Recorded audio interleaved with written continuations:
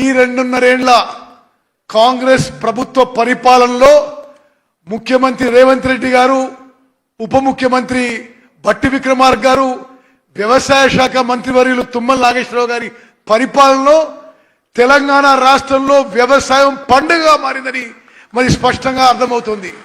ఈ రోజు మొదలు పెట్టుకొని 9 రోజుల పాటు 9,000 కోట్ల రూపాయలు రైతు భరోసా కింద తెలంగాణ రైతాంగానికి ఇస్తున్న గొప్ప ప్రభుత్వం మన కాంగ్రెస్ ప్రభుత్వం అనే విషయం నేను మనం చేయాలి.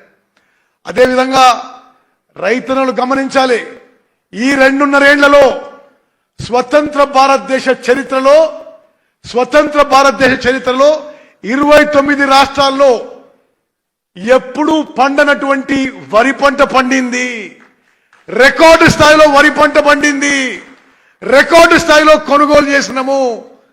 సుమారు ఈ 2.5 ఏళ్లలో 80,000 కోట్ల రూపాయలు 80,000 కోట్ల రూపాయలు వరి కొనుగోలుకి నేరుగా రైతులకి చేరిన విషయం నేను గుర్తు చేస్తున్నా.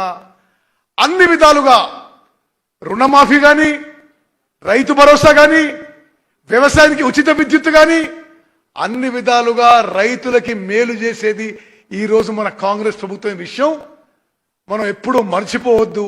అదేవిధంగా ఈ వానాకాలం పంటకి నేను సవినయ విజ్ఞప్తి చేస్తున్నా.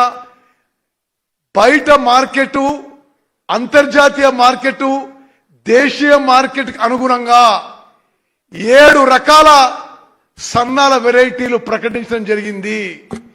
ఈ 7 రకాల సన్నాలకి తప్పకుండా ఈ వానాకాలం పంటలో బోనస్ ఇస్తామని చెప్పి ప్రభుత్వం తరఫున మాటిస్తున్నా.